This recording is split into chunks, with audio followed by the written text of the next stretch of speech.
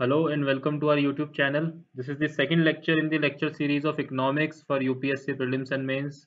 I have already started macroeconomics. Macroeconomics का पहला lecture हो चुका है और ये दूसरा लेक्चर है. आज से हम लोग शुरू करने वाले हैं national income accounting.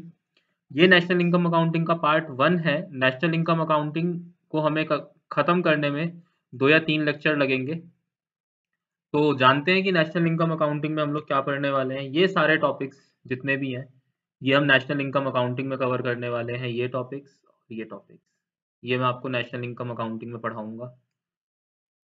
GDP, NDP यानी कि gross domestic product and net domestic product, इसको हम factor cost and market price दोनों पर पढ़ेंगे. ये है जीएनपी यानी कि gross national product and net national product. GDP जो है वो एक ज्योग्राफिकल कंसेप्ट होता है. बता देता हूँ मैं यहीं पर आपको थोड़ा सा. जीडीपी जो है वो आपका एक ज्योग्राफिकल कंसेप्ट होता है और जीएनपी जो है वो आपका एक सिटीजन बेस्ड कंसेप्ट होता है. इसमें ज्योग्राफी मैटर नहीं करती है, इसमें सिटीजनशिप ज़्यादा मैटर करती है. ठीक है. उसके बाद लास्ट में हम लोग पढ़ेंगे नॉमिनल एंड रियल जीडीपी और लास्ट में सबसे लास्ट में फिर हम लोग देखेंगे जीडीपी एंड वेलफेयर की जीडीपी एक इकोनॉमी के वेलफेयर से किस तरीके से कनेक्टेड होती है. और जो चीज़ें हम इस लेक्चर में डिस्कस करेंगे मतलब नेशनल इनकम अकाउंटिंग में हम डिस्कस जो करेंगे वो होंगी national disposable income, private income, personal income, personal disposable income. National income accounting को मैं डिफरेंट पार्ट्स में इसलिए ब्रेक कर रहा हूँ ताकि कंफ्यूज ना हो आप लोग. सिलेबस आपको ये आसानी से समझ में आ सके कि नेशनल इनकम अकाउंटिंग होती क्या है. नेशनल इनकम अकाउंटिंग यूपीएससी के पॉइंट ऑफ व्यू से बहुत इंपॉर्टेंट टॉपिक है, इसीलिए मैं इसको डिफरेंट पार्ट्स में ब्रेक कर रहा हूँ, 2 या 3 पार्ट्स में. आप लोग हर पार्ट को ध्यान से समझिएगा, अच्छे से कवर करते हुए चलिएगा. जो आपको समझ ना आए उसके लिए आप मुझे या तो मेरी ईमेल आईडी पर मेल डाल सकते हैं कुछ भी पूछने के लिए, या फिर आप हमें कमेंट बॉक्स में भी लिख सकते हैं. जो भी चीज़ आपको समझना है, किसी भी पॉइंट में कोई कन्फ्यूजन होता है जीडीपी जीएनपी में या किसी भी और चीज़ में, तो आप इस ईमेल आईडी पर मुझे लिख सकते हैं या कमेंट बॉक्स में आप हमें कमेंट करके बता सकते हैं जिस भी पॉइंट पर आप फंसते हैं. तो सबसे पहले जानते हैं कि नेशनल इनकम क्या है और नॉर्मल रेजिडेंट किसे कहते हैं. So national income is the sum total of factor incomes earned by normal residents of a country during a period of an accounting year. Accounting year 12 months का एक period होता है. ज़रूरी नहीं है कि ये जनवरी से शुरू होकर दिसंबर पर ही ख़त्म हो. ये हर कंट्री का अपना अलग अलग होता है. एक 12 मंथ्स का पीरियड होता है. आप कमेंट बॉक्स में ये बताइएगा कमेंट करके कि आरबीआई का अकाउंटिंग ईयर क्या है, कहाँ कब से कब तक होता है आरबीआई का अकाउंटिंग ईयर. और फैक्टर इनकम क्या होती है. फैक्टर इनकम मैं पिछले लेक्चर में आप लोगों को बता चुका हूँ. 4 फैक्टर्स ऑफ प्रोडक्शन होते हैं हमारे. सबसे पहले लैंड, जिसके अगेंस्ट में जनरेट होता है या पे करा जाता है रेंट. फिर होता है लेबर, लेबर के अगेंस्ट में पे करे जाते हैं वेजेस. उसके बाद क्या आता है कैपिटल, कैपिटल के अगेंस्ट में पे करा जाता है इंटरेस्ट. और सबसे लास्ट में होता है एंटरप्रेन्योरशिप यानी उसके अगेंस्ट में क्या पे करा जाता है प्रॉफिट. यही सब क्या होती हैं, इसे ही बोला जाता है फैक्टर इनकम. तो नेशनल इनकम क्या होता है, sum total of factor incomes earned by the residents of the nation, normal residents of the nation. अच्छा, एक चीज ध्यान रखिएगा, नॉर्मल रेजिडेंट में सिटीजन्स और नॉन सिटीजन्स दोनों होते हैं. प्लीज रिमेंबर, इसमें सिटीजन्स एंड नॉन सिटीजन्स दोनों होते हैं. आपके देश का नॉर्मल रेजिडेंट कोई भी हो सकता है, चाहे वो आपका सिटीजन भी हो सकता है, नॉन सिटीजन भी हो सकता है. तो नॉर्मल रेजिडेंट की डेफिनेशन पढ़ लेते हैं. Normal resident is said to be one who ordinarily resides in the country and whose center of economic interest lies in that country. Ordinarily resides in the country कितने time के लिए, for a period of 12 months यानी 1 year. जो एक साल के लिए आपके देश में रहे, कम से कम एक साल के लिए यानी एक अकाउंटिंग ईयर के लिए आपके देश में रहे, और जिसका इकोनॉमिक इंटरेस्ट आपके देश में ही हो. इकोनॉमिक इंटरेस्ट का मतलब क्या होता है, when he conducts his economic transactions in that country on a significant scale. यहीं पे खरीदेगा, यहीं पर खर्चेगा, यहीं पर कमाएगा, यहीं पर टैक्सेस पे करेगा. वो सारी चीजें किसमें होंगी, उसके इकोनॉमिक इंटरेस्ट का पार्ट होंगी. सो लेफ्ट हैंड साइड पर मैंने यहाँ पर दिए हुए हैं नॉर्मल रेजिडेंट्स के एग्जाम्पल, और ये हैं एबनॉर्मल रेजिडेंट्स, मतलब एबनॉर्मल रेजिडेंट्स मतलब नॉन रेजिडेंट्स के एग्जाम्पल. इनको एक बार देख लेते हैं, डिस्कस कर लेते हैं. Indians working in foreign embassies in India, यानी कि जैसे कोई अमेरिकन एम्बेसी है इंडिया के अंदर, उसमें जो भी इंडियंस काम करेंगे वो नॉर्मल रेजिडेंट्स होंगे। Indians employed in WHO IMF in India, WHO IMF या और कोई भी ऑर्गेनाइजेशन, कोई भी वर्ल्ड लेवल की इंटरनेशनल ऑर्गेनाइजेशन जिसका ऑफिस इंडिया में है, उसमें जो भी इंडियंस एम्प्लॉयड है वो सब क्या होंगे, नॉर्मल रेजिडेंट होंगे इंडिया के। Ambassador for India in the rest of the world, यानी कि अमेरिका के अंदर या रशिया के अंदर या चाइना के अंदर कोई भी इंडियन एम्बेसडर है तो वो इंडिया का नॉर्मल रेजिडेंट काउंट करा जाएगा। उसके बाद foreign citizen living in India for a period of more than 1 year, कोई भी फॉरेन सिटीजन जो भारत में 1 साल से ज्यादा के पीरियड के लिए रहता है और जिसका इकोनॉमिक इंटरेस्ट इंडिया में है, वो क्या कहलाएगा जी, नॉर्मल रेजिडेंट ऑफ इंडिया कहलाएगा। ठीक है, कौन लोग नहीं कहलाएंगे normal resident, foreigners working in Indian embassies in Canada and Japan. भारत की जो embassies rest of the world में होती हैं, वहां पर जो फॉरेनर्स काम करेंगे, उस एम्बेसी के अंदर जो भी फॉरेनर्स काम कर रहे होंगे वो नॉन रेजिडेंट होंगे, वो हमारे नॉर्मल रेजिडेंट्स में काउंट नहीं करे जाएंगे। फॉरेनर्स वर्किंग इन WHO और IMF located in India, international organisations जैसे कि WHO या IMF के जो इंडियन ऑफिस होते हैं, इंडिया में जो लोकेटेड उनके ऑफिस है, वहां पर जो फॉरेनर्स काम करते हैं वो नॉर्मल रेजिडेंट्स नहीं होंगे। दूसरे देशों के एम्बेसडर, ROW मतलब rest of the world, rest of the world. I am very lazy तो मैंने ये टाइप नहीं करा पूरा। Ambassadors in India from the rest of the world, बाहर के देशों के जो राजदूत जो इंडिया में है वो हमारे नॉर्मल रेजिडेंट नहीं होंगे, वो उस देश के ही नॉर्मल रेजिडेंट होंगे। उसके बाद foreigners working in India for a period of less than 1 year, ऐसे फॉरेनर्स जो इंडिया में आए थे काम करने के लिए लेकिन वो 1 साल से पहले वापस लौट गए, वो भी हमारे नॉर्मल रेजिडेंट्स में काउंट नहीं करे जाएंगे। चलिए अब समझते हैं कि डोमेस्टिक इकोनॉमिक टेरिटरी क्या होता है। तो डोमेस्टिक इकोनॉमिक टेरिटरी केवल पॉलिटिकल फ्रंटियर्स नहीं होते हैं। डोमेस्टिक इकोनॉमिक टेरिटरी की जो डेफिनेशन है वो थोड़ी सी वाइड है। पॉलिटिकल फ्रंटियर्स आपके क्या होते हैं, जो आपकी लैंड बाउंड्रीज होती हैं, जैसे कि ये हमारी वेस्टर्न बाउंड्रीज हैं, ये हमारी ईस्टर्न बाउंड्रीज हैं।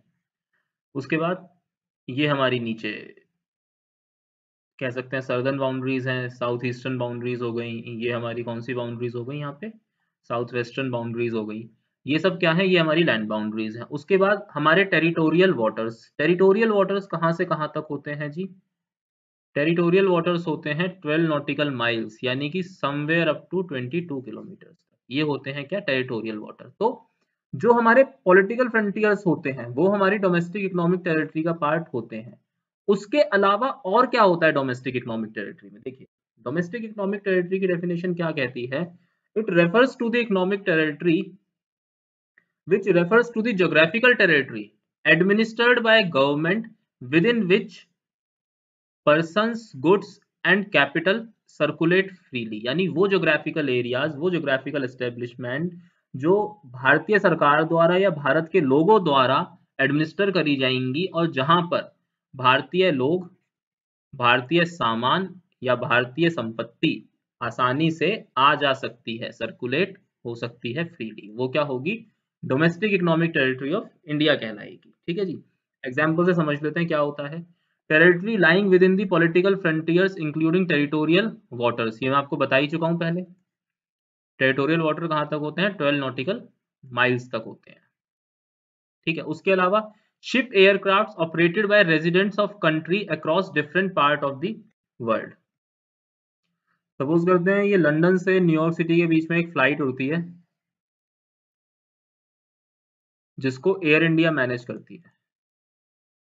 ठीक है, या फॉर एग्जांपल किंगफिशर की फ्लाइट थी, तो किंगफिशर के मालिक कौन थे, वो फिलहाल इंडिया में नहीं है, वो लंदन घूमने गए हुए हैं, लेकिन जो भी थे, ठीक है, उस पर हम चर्चा नहीं करेंगे।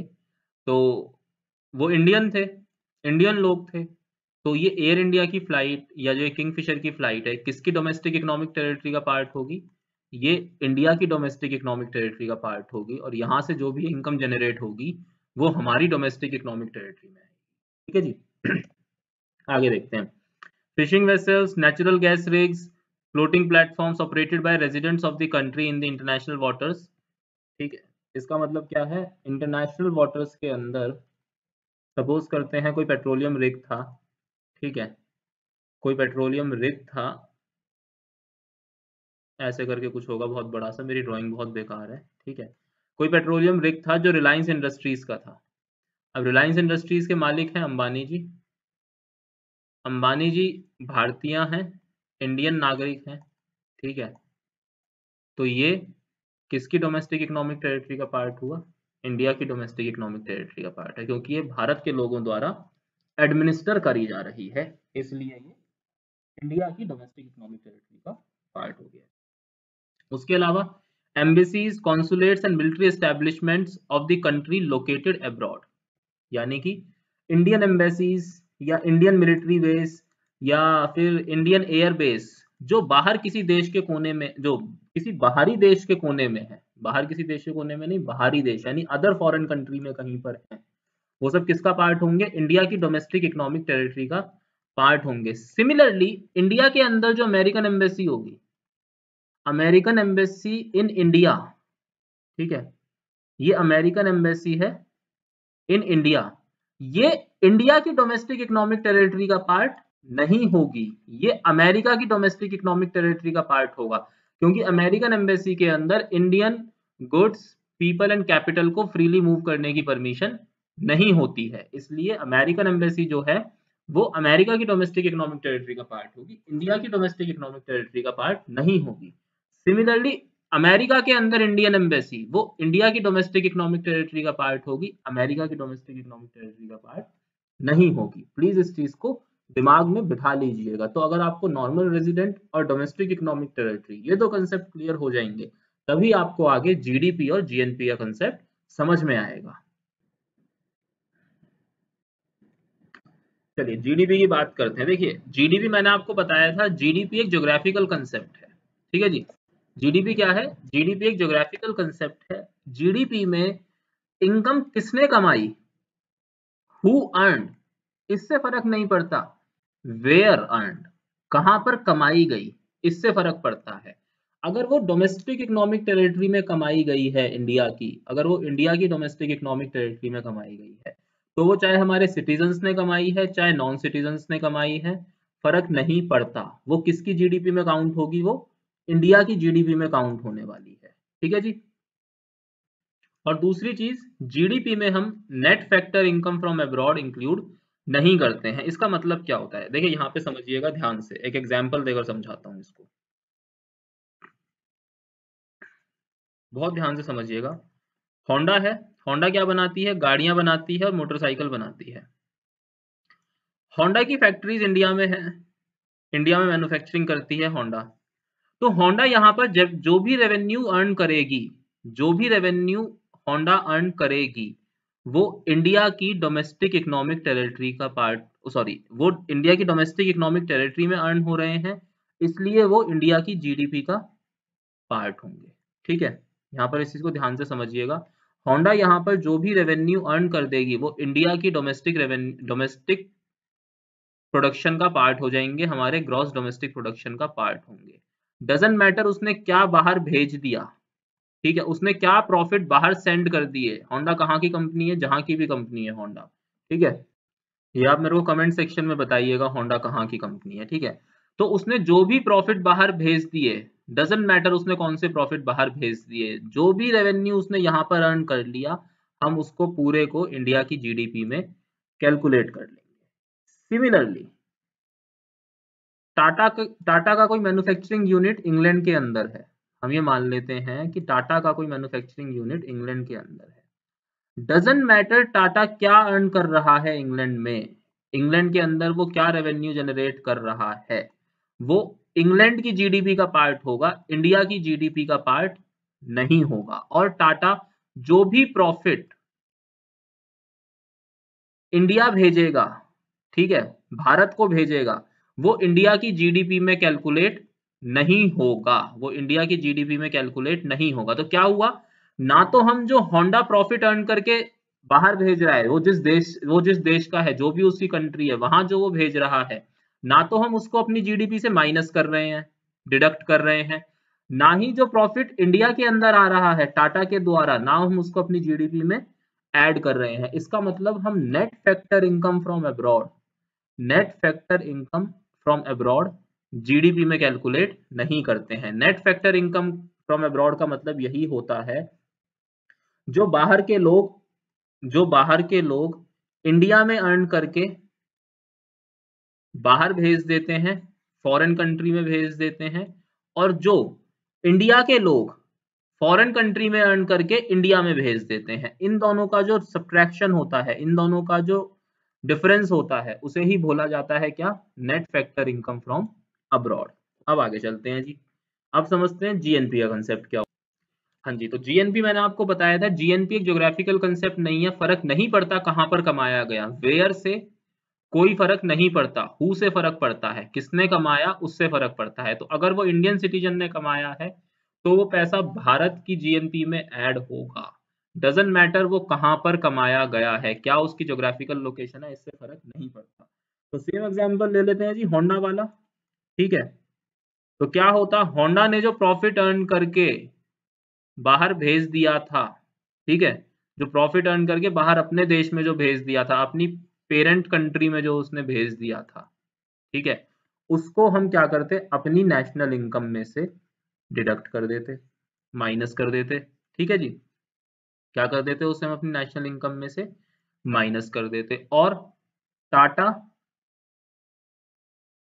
जो इंग्लैंड में उसने प्रॉफिट कमाया था, जिसे वो इंडिया भेज रही थी, उसे हम अपनी इनकम में ऐड कर लेते, तो हमें क्या मिल जाती, हमें जीएनपी यानी कि ग्रॉस नेशनल प्रोडक्ट मिल जाता, ग्रॉस नेशनल इनकम हमें मिल जाती। तो जीएनपी में हम क्या ऐड करते हैं, net factor income from abroad. इसका मतलब क्या होता है, जो फॉरेन नेशनल्स इंडिया में अर्न करके अपनी पेरेंट कंट्री में भेज देते हैं, और जो इंडियन नेशनल्स फॉरेन से अर्न करके इंडिया के अंदर भेज देते हैं, इन दोनों का जो डिफरेंस होता है उसे बोलते हैं net factor income from abroad. पिछली स्लाइड में भी बताया था, उसे हम जीएनपी में कैलकुलेट करते हैं, उसे हम अपनी नेशनल इनकम में ऐड कर लेते हैं। तो जीएनपी के अंदर क्या होता है, income earn by Indian citizens जो कहीं पर भी अर्न करी गई हैं, दूसरा प्लस में net factor income from abroad.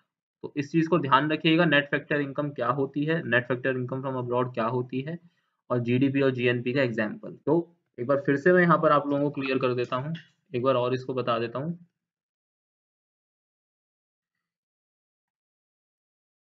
अब होंडा वाला जो एग्जाम्पल था, होंडा ने जो प्रॉफिट अर्न करके बाहर भेज दिया, ठीक है, वो हमारी जीएनपी का पार्ट नहीं होगा।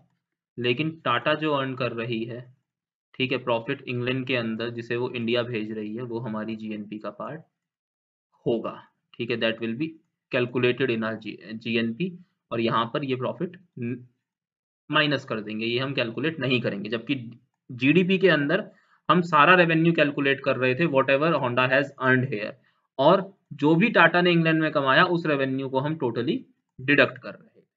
तो आई गेस आपको अब ये जीडीपी और जीएनपी का कंसेप्ट समझ में आ गया होगा। अगले लेक्चर में मैं आप लोगों को बताऊंगा यही सारी चीजें फैक्टर कॉस्ट और मार्केट प्राइस के ऊपर, कि जीडीपी जीएनपी ये फैक्टर कॉस्ट और मार्केट प्राइस पे क्या क्या होते हैं। उसके अलावा हम लोग डिस्कस करेंगे जी एनडीपी यानी कि नेट डोमेस्टिक प्रोडक्ट और नेट नेशनल प्रोडक्ट के बारे में डिस्कशन करेंगे। और हम लोग डिस्कस करेंगे डिस्पोजेबल इनकम और net disposable income, personal disposable income, private disposable income, national disposable income, ये सारी चीज़ों के बारे में हम अगले लेक्चर में डिस्कस करेंगे। तो अगर आप लोगों को लेक्चर पसंद आया हो तो प्लीज़ हमें लाइक करें, शेयर करें, सब्सक्राइब करें। आप मेरे से कोई भी क्वेरी है आपकी, मेरे से कुछ भी पूछना चाहते हैं, इस ईमेल आईडी पर मुझे लिखें। उसके अलावा आप ये जानना चाहते हैं कि श्री कृष्णा इंस्टीट्यूट में क्या क्या अवेलेबल हैं कोर्सेज, तो इस ईमेल आईडी पर लिखें, या फिर यहाँ पर हमें व्हाट्सएप करके बता दें कि आपको क्या जानकारी चाहिए।